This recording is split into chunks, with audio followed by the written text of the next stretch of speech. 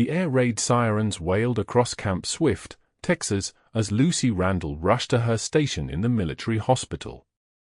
The summer of 1943 brought with it a heat that seemed to amplify the war's reach, even this deep into the heart of America.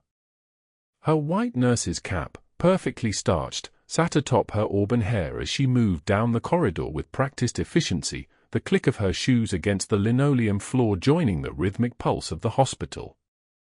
"Nurse Randall, we need you in Ward C," the head nurse called out. "The new prisoners just arrived." Lucy nodded, though her stomach tightened. Ward C, where they kept the German prisoners of war. Over 500 had arrived last week, captured in North Africa, and more were coming.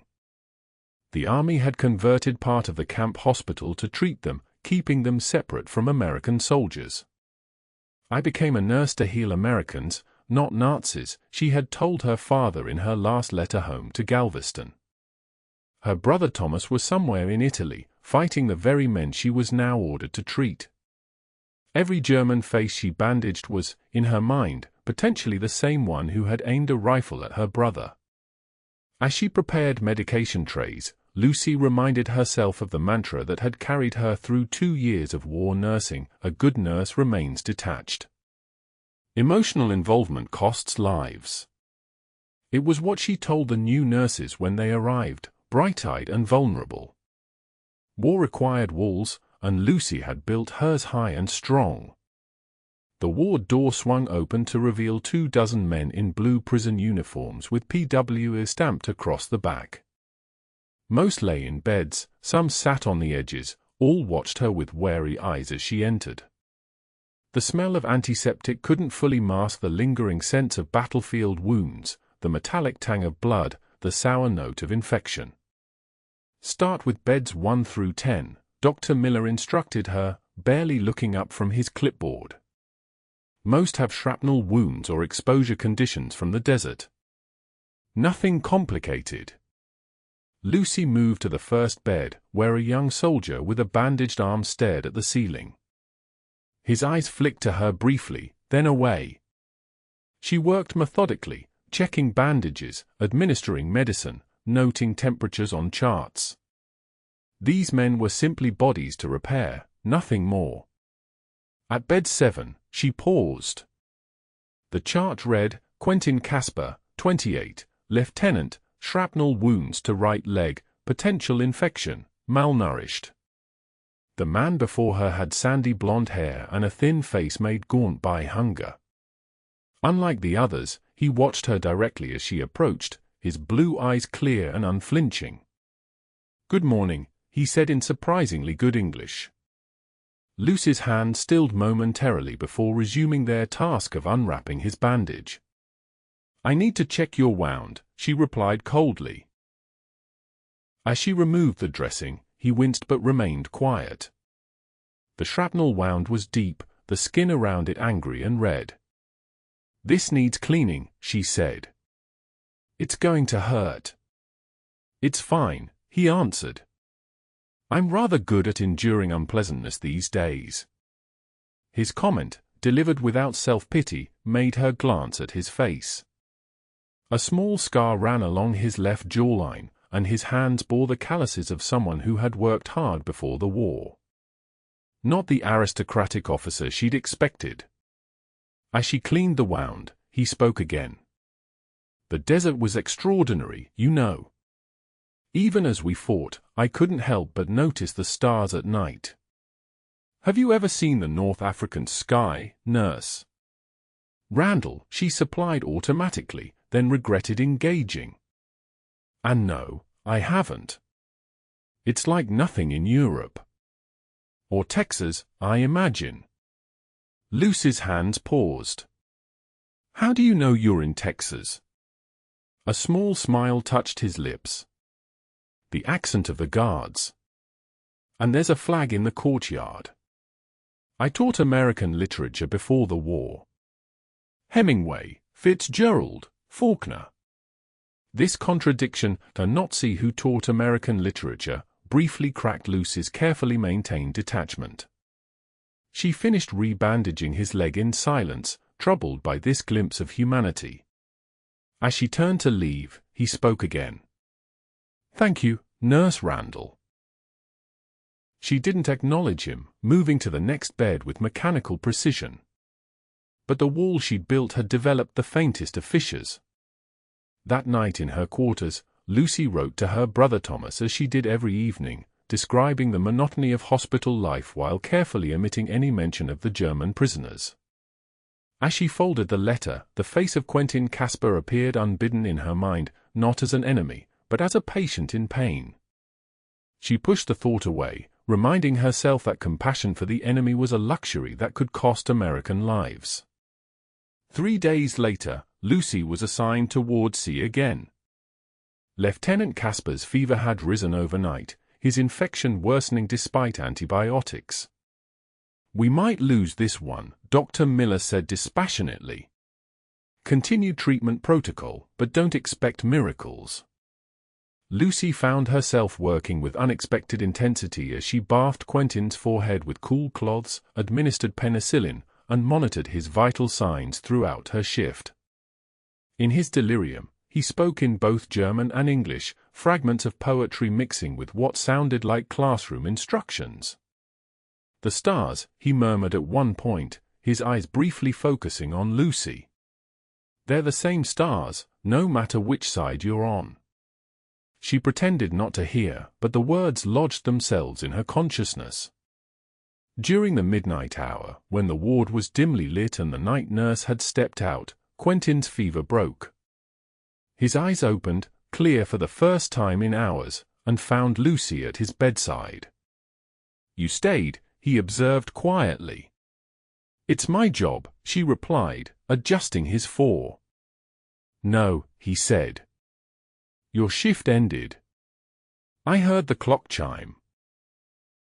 Lucy couldn't explain why she'd remained, not even to herself. "You nearly died. The infection was severe." He studied her face for a long moment. "You have someone in the war," he said. It wasn't a question. "My brother." The admission slipped out before she could stop it. "In Italy." Quentin closed his eyes briefly. "I have a brother too. In Russia. We haven't heard from him in 8 months." The simple statement, delivered without expectation of sympathy, struck Lucy with unexpected force. For the first time, she saw not an enemy but a man worried about his brother, just as she worried about Thomas. "I hope he's all right," she said, the words feeling like a betrayal and a truth simultaneously. Quentin's surprised expression told her he hadn't expected such sentiment. "Thank you," he said simply. Then, after a pause, "I didn't want this war, Nurse Randall." She should have walked away then. Instead, she asked the question that had been troubling her, then why fight? "For the same reason most men fight. Because refusing meant death, for me, for my family." He looked directly into her eyes. "Not all German soldiers are Nazis, just as not all Americans agree with your president." The ward door opened as the night nurse returned, breaking the moment. Lucy stood, suddenly aware of how close she'd been leaning toward his bed. "Your fever's broken," she said professionally. "You should rest now." As she walked away, she felt the certainty of her world shifting beneath her feet. The following weeks brought a strange routine. Lucy found herself assigned regularly to Ward C, where Quentin slowly recovered. Their conversations, begun in whispers during quiet moments, grew longer as his strength returned. He told her of his home in Munich, his university position, his reluctant conscription. She spoke of Galveston, her nursing training, her worry for Thomas. "I was teaching Hemingway when the war began," Quentin told her one afternoon while she changed his dressing. "The sun also rises." Ironic, isn't it? Teaching American literature one day, fighting Americans the next. "Did you believe in it?" she asked. "The Nazi ideology." His expression darkened. Some did. Many didn't. But questioning was dangerous. My colleague at the university disappeared for making a joke about Hitler. His wife was told he'd been sent to a labor camp. He looked down at his hands. I was a coward. I kept teaching, kept my head down. Then the conscription notice came. Lucy thought of the propaganda posters plastering Camp Swift, the caricatures of evil Germans. None depicted men like Quentin, conflicted, educated, caught in circumstances beyond their control.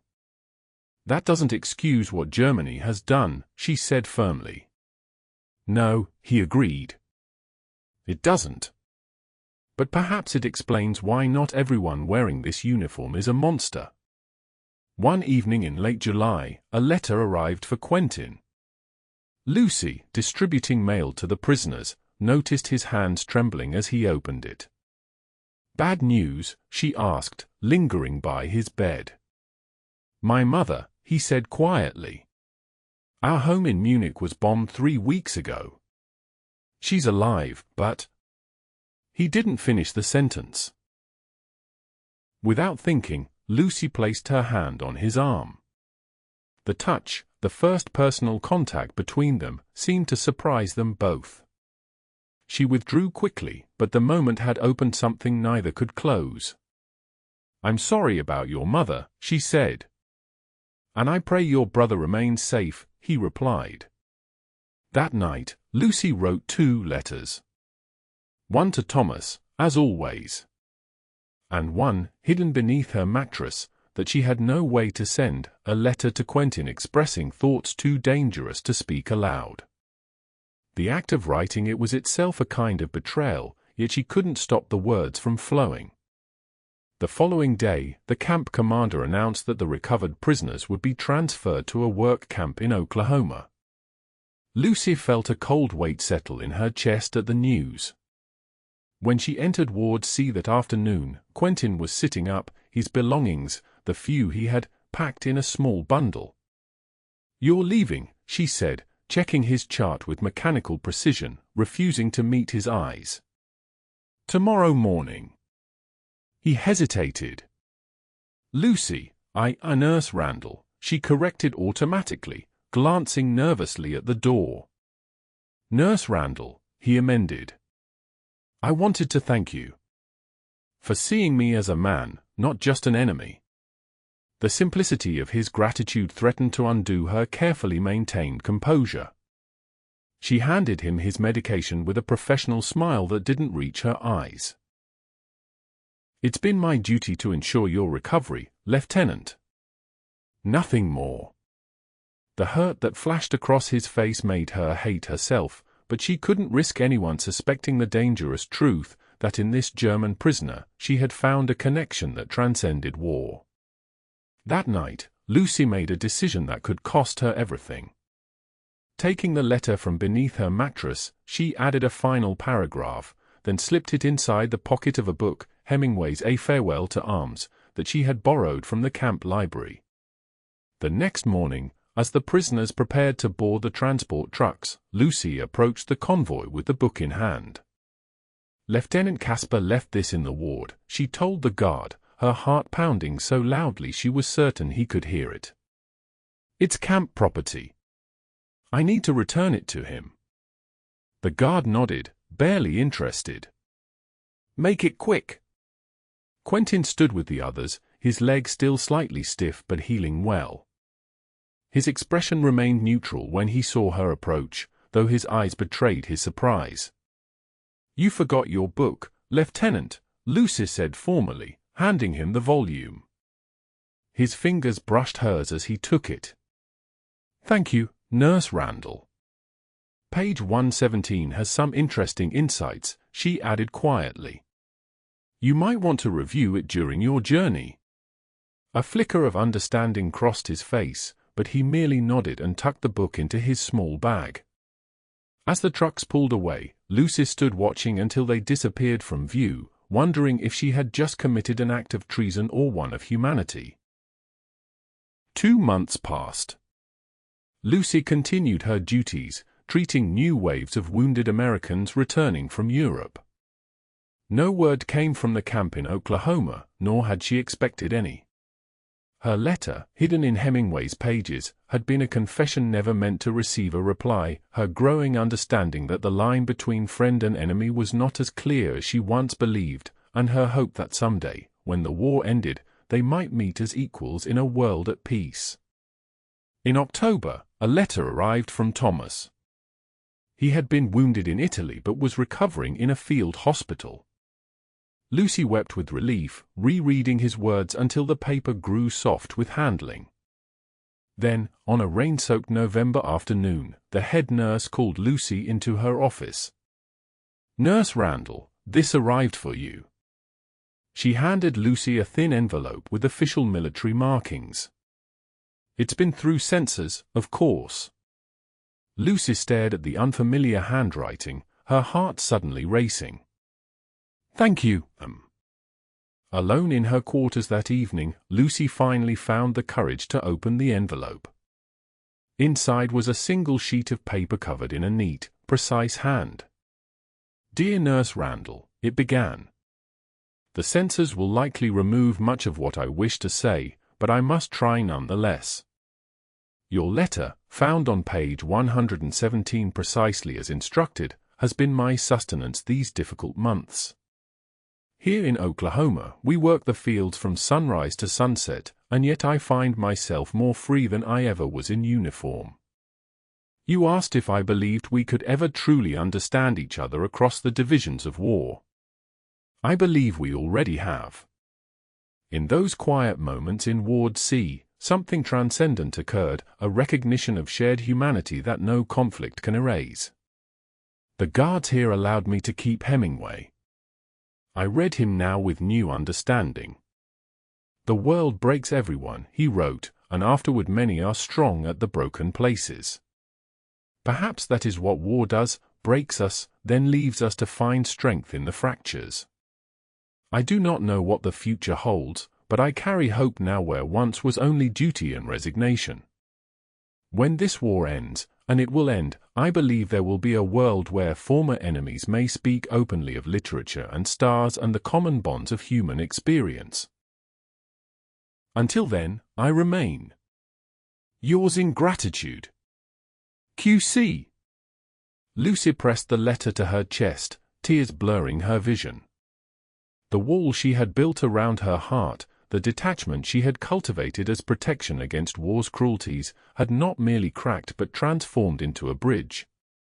She wrote back that same night, her letter passing through military censors who would remove anything deemed inappropriate correspondence with a prisoner of war. But between the lines of her carefully worded text about hospital work and Texas weather lay the truth that both understood, that in the midst of a world war, they had found a private peace. Over the months that followed, their letters continued, sparse, censored, but precious. Lucy learned that Quentin was teaching English to other prisoners, that his leg had healed completely, that news had finally come that his brother was alive in a Soviet prison camp. She told him of Thomas's return to Texas with a Purple Heart and a newfound passion for architecture, of her decision to continue nursing after the war. Neither spoke directly of feelings that could not safely be expressed, yet each letter carried an undercurrent of connection that sustained them through the war's darkest days. In April 1945, as news of Germany's imminent defeat filled the airwaves, Lucy received word that the Oklahoma camp was closing. The prisoners were being processed for eventual repatriation. Quentin's last letter, hastily written, contained a promise: when peace returns, look for me where Hemingway's sun also rises. The war in Europe ended on May 8, 1945. Lucy stood among crowds of celebrating nurses and soldiers, their jubilation genuine but her own emotions complicated by uncertainty. What became of enemy soldiers when wars ended? Would Quentin be sent back to a Germany in ruins? Would she ever know what happened to him? 6 months later, Lucy completed her military service and returned to civilian nursing in Galveston. The world was rebuilding itself from the ashes of conflict, and she with it. Thomas had married his sweetheart in a joyful ceremony that seemed to mark the true end of wartime sorrow for the Randall family. On a clear February morning in 1946, Lucy walked along the Galveston seawall, the Gulf of Mexico stretching blue and limitless before her. The breeze carried the salt tang that had been the backdrop of her childhood, a constancy that war had made her appreciate anew. As she rounded the curve near the pier, she noticed a solitary figure standing at the railing, gazing out at the horizon. Something in his posture, the slight tilt of his head, the set of his shoulders, made her steps falter. He turned as if sensing her presence, and the gulf between them, once measured in warring nations and prison camp fences, reduced to mere yards of sun-warmed concrete. "Lucy," Quentin said simply, his voice both familiar and new without the hospital ward's hushed tones. "How?" she whispered, frozen in place, hardly daring to believe.